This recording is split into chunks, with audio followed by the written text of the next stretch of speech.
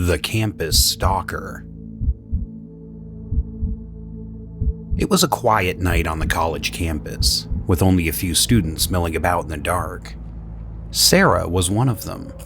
Walking back to her dormitory after a long night of studying, she had her headphones in, lost in thought as she made her way across the quad. Suddenly, she felt a cold breeze blow past her, and the hairs on the back of her neck stood up. She paused and turned around, but there was no one there.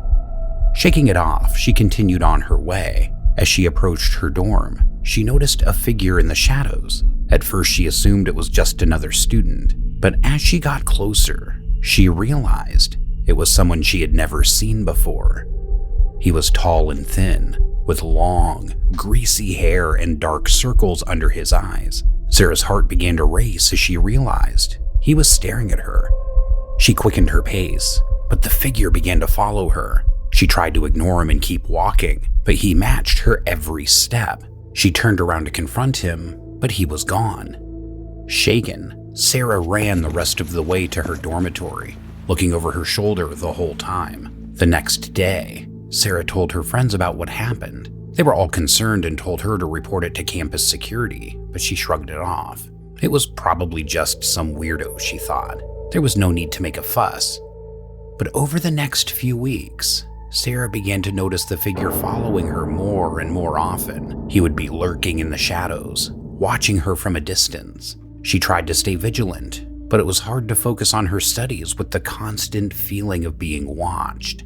One night, Sarah was walking back to her dormitory alone when the figure appeared again. This time, he was closer, and she could see the crazed look in his eyes. She tried to run, but he caught up to her and grabbed her by the arm. She screamed for help, but no one was around to hear her. For what seemed like an eternity, Sarah struggled to break free, but the stalker was too strong. He dragged her into a nearby building and locked the door behind them. Sarah was trapped. The stalker's eyes were wild as he stared at her.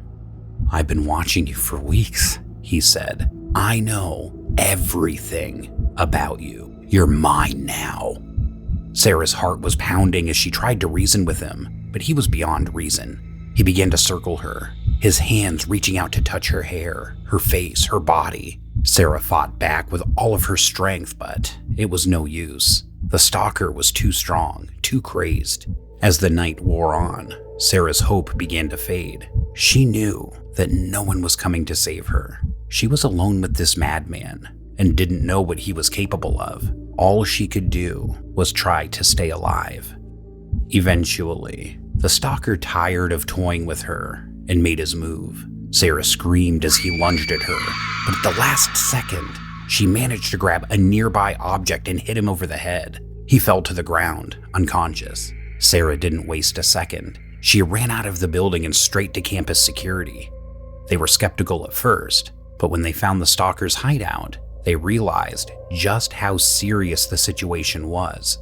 They arrested him and charged him with multiple counts of stalking, assault, and kidnapping. Sarah was hailed as a hero for her bravery, but the experience had left her deeply traumatized. She had nightmares for months afterward. She couldn't shake the feeling that the stalker was still out there, watching her every move. Even though the stalker was locked up, Sarah couldn't shake the feeling of constantly being watched. She started to avoid going out at night and was always on high alert, constantly looking over her shoulder. Eventually, Sarah decided to seek help from a therapist. It was a long and difficult process, but over time, she was able to work through her trauma and regain a sense of normalcy.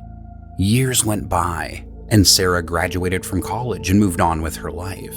But every once in a while, she would get a strange feeling like someone was watching her. She tried to brush it off as just her imagination, but deep down, she knew that the memory of her stalker would always haunt her.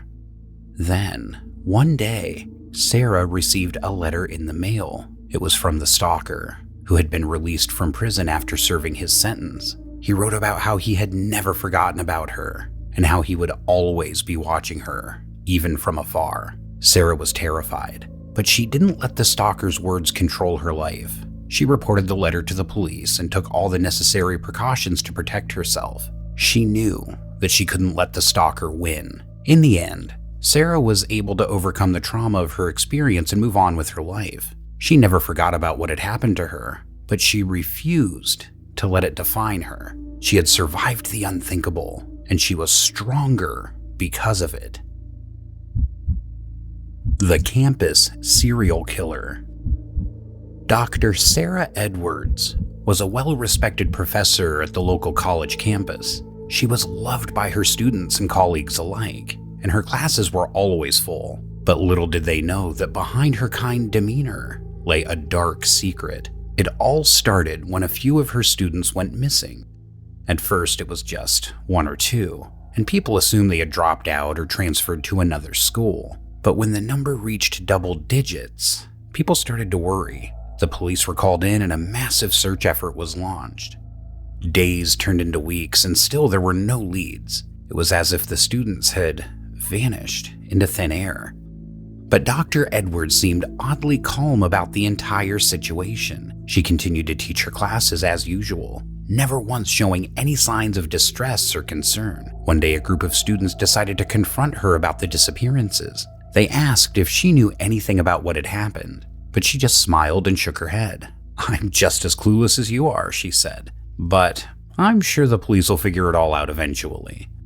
The students weren't convinced. They started to do some digging on their own, and what they found was terrifying. They discovered that all of the missing students had one thing in common.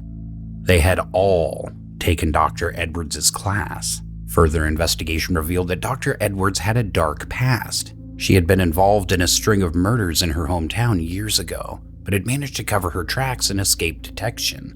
Now, it seemed she was back to her old ways. The students knew they had to act fast before anyone else went missing. They banded together and decided to follow Dr. Edwards around, hoping to catch her in the act. It wasn't long before they saw something that made their blood run cold. Dr. Edwards had lured one of her students into her office and was in the process of strangling him. They burst in and stopped her just in time, but the damage had already been done. They called the police and Dr. Edwards was arrested on the spot. As it turned out, Dr. Edwards had been using her position as a professor to select her victims carefully. She would choose the students who were struggling in her class and offer them help with their studies. Once they were alone with her, she would strike. The investigation uncovered a hidden room in Dr. Edwards' house where she had kept all of her victims' bodies. It was a gruesome sight. The room was filled with blood-stained walls and floors, and the stench of death was overpowering. Dr. Edwards was found guilty of multiple counts of murder and sentenced to life in prison. The college campus was left reeling from the shock of it all. They had never suspected that one of their own could be capable of such heinous crimes. The students who had uncovered Dr. Edwards' dark secret were hailed as heroes, but the experience had left them scarred for life. They couldn't help but wonder how many lives could have been saved if they had acted sooner. The college campus would never be the same again. The memory of Dr. Edwards' reign of terror would haunt them for years to come. It was a stark reminder that evil could lurk in the most unexpected places, and that sometimes the people you trusted the most could be hiding the darkest secrets. The Haunted Campus. It was a dark and stormy night, and the winds were howling through the abandoned buildings on the college campus. The once bustling campus was now eerie and deserted.